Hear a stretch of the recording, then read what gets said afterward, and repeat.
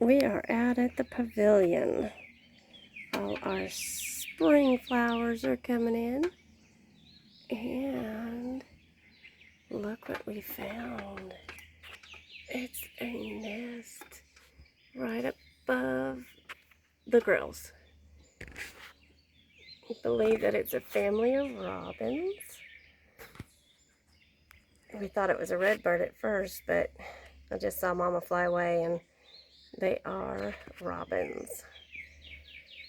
They are so much bigger than they were when we first saw them. They're getting big. They're going to be out of that nest in no time. Of course, Mama decided to do her nest right on a hot light above the grills.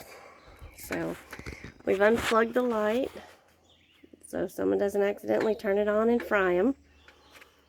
But they are getting really big. Hopefully they'll be out of that nest soon, and we can move the nest so Mama doesn't lay more eggs up there. It's not a very good place for them.